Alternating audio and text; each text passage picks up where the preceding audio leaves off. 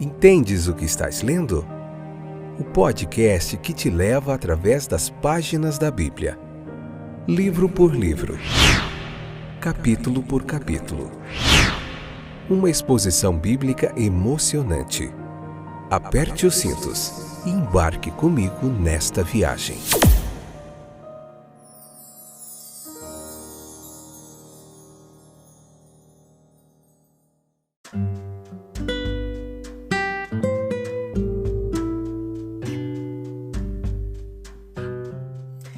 Olá, estou de volta para nós juntos estudarmos mais um pouquinho da Palavra de Deus.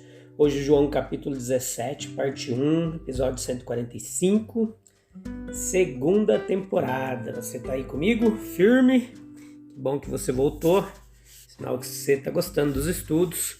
Convida mais gente, já tem bastante gente estudando conosco aqui, pessoas de várias partes do Brasil e do mundo. E se você tem gostado desses estudos, chame mais gente, convida mais gente, vamos aumentar o número das pessoas que estão estudando a Palavra de Deus, porque é muito legal.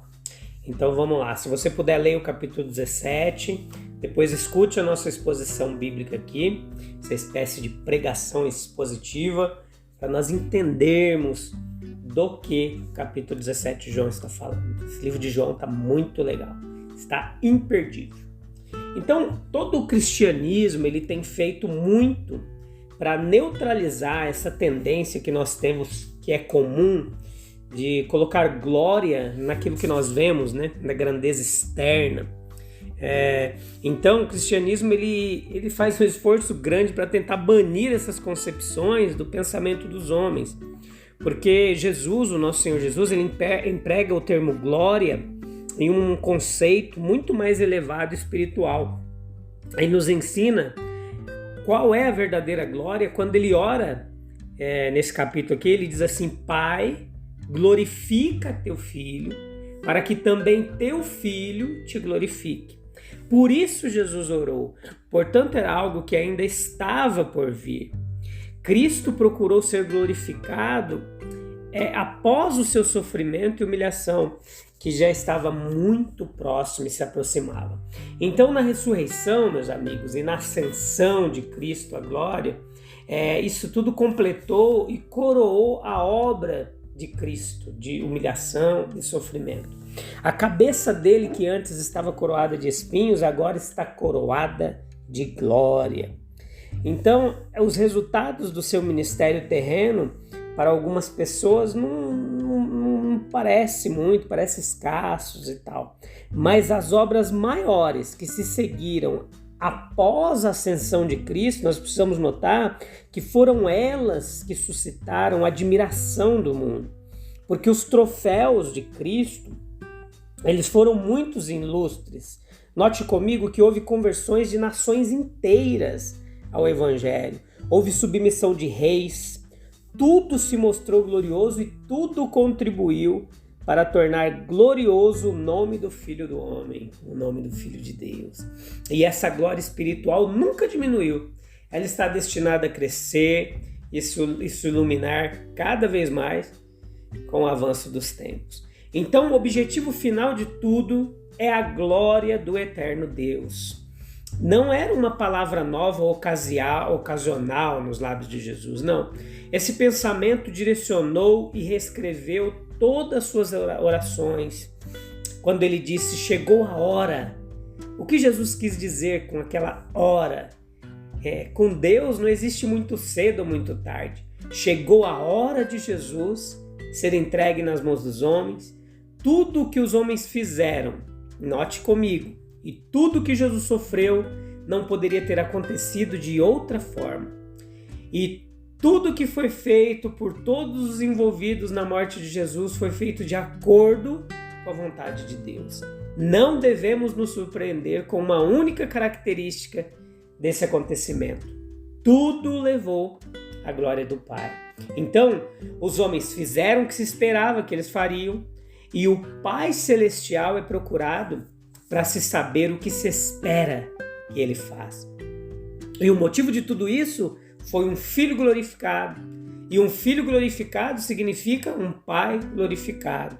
O louvor daquele que foi enviado é inseparável do louvor daquele que o enviou. O Jesus ressuscitado se torna um instrumento de proclamação por toda parte que Deus é Pai.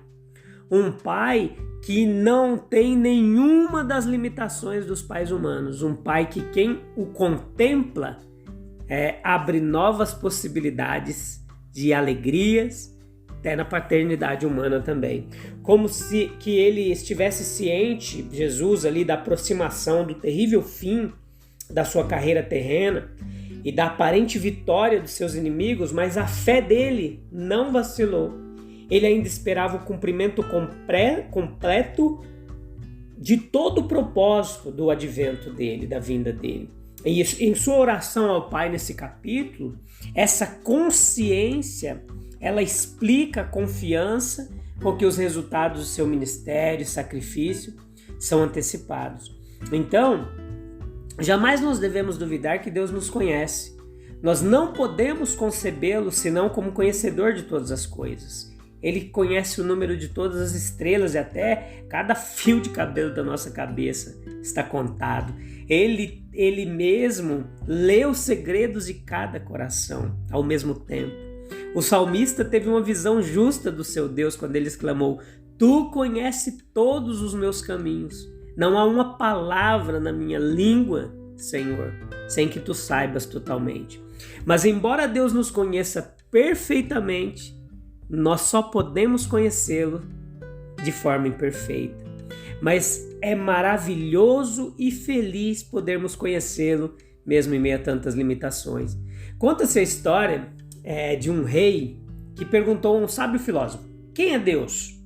O sábio pediu um dia para refletir e preparar uma resposta. Achando isso insuficiente, ele pediu uma semana, depois um ano, mas o tempo e a meditação não trouxeram luz que pudesse satisfazê-lo e a pergunta permaneceu sem resposta. Deus no reino espiritual é como seu universo no reino material, do qual o grande Pascal disse: é um círculo cujo centro está em toda parte e cuja circunferência está em lugar nenhum. Nenhum homem jamais viu a Deus. Quem pode, pesquisando ou estudando, encontrar Deus? Nós vemos vislumbres, ouvimos sussurros de seu poder e sabedoria, mas há uma infinidade de outras compreensões que não estão ao nosso alcance. Se não podemos compreender a natureza divina, quanto mais os seus atributos, a sua onipresença, que confunde totalmente o nosso intelecto e a nossa pretensa sabedoria. Nós podemos saber que o Senhor nosso Deus é um só Deus. Ele é sábio, justo, fiel, compassivo e misericordioso. Agora, o que importa para uma criança? Que ela não consiga entender as ocupações ou o trabalho do seu pai. Que ela não seja capaz de apreciar todas as habilidades e capacidades do seu pai. Contanto que ela tenha certeza de que seu pai estará sempre ao lado dela e suprirá suas necessidades físicas e mentais. Ela não se importa com isso, né? Então suponha que o pai seja um estadista. A criança não pode entender as razões da política nacional. Suponha que o pai seja um advogado. A criança não pode formar nenhuma opinião sobre a conduta de seu pai em um caso no tribunal. Deus nos deu 2 espelhos, nos quais os traços divinos, os traços espirituais de seu caráter se tornam visíveis para nós. Existe o espelho da natureza, é nos permitido olhar através de toda a beleza da natureza e podemos ver vislumbres do Deus que criou aquela natureza. Existe o espelho da nossa própria maturidade espiritual. O salmista ele olhou para esse espelho e viu nele o reflexo do Senhor, o governante, o juiz de todos. Ele disse: como servo anseia pelos riachos, assim anseia minha alma por ti, ó Deus. Natureza e consciência são espelhos. Cristo é o próprio resplendor da glória divina. Não devemos fazer uma imagem de Deus, mas Deus nos deu uma imagem perfeita de si mesmo, de seus atributos. Uma vez que vimos Deus em seu querido Filho, reconhecemos sua presença em toda parte, em todas as coisas. Quando Deus aparece em Cristo, seus atributos são vistos em todas as suas obras, especialmente por meio de Jesus. Nós chegamos ao conhecimento da santidade, justiça e amor divinos. De nosso Senhor Jesus, um apóstolo afirma: este é o verdadeiro Deus e a vida eterna. Agora, uma alma ignorante, desinformada e desinstruída é uma alma morta. Então, nós precisamos considerar também para que é dada a vida eterna, como é citado aqui nesse capítulo. Não parece aqui suficiente considerar a vida eterna apenas como outra forma de expressar o conhecimento do único Deus verdadeiro e de seu Filho. Pelo contrário, é verdade para aquele que tem a vida da eternidade nele, que ele assim obtém aquele conhecimento glorioso que Deus e Jesus deseja que ele tenha. Não pode haver paz ou bem-aventurança para a humanidade até que as ilusões e vícios relacionados com a adoração de falsos deuses tenham passado.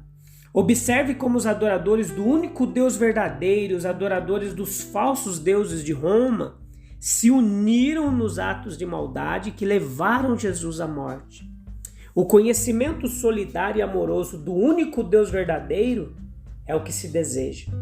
Então, como esse acréscimo ele elimina as afirmações arrogantes e autoconfiantes de um mero teísmo geral. O homem só pode obter conhecimento verdadeiro e reconfortante do único Deus verdadeiro por meio daquele a quem Deus enviou para revelar. O conhecimento de Deus é por revelação e não por descoberta. A necessidade de que o homem conheça a Deus explica a missão e a natureza do seu Filho Jesus.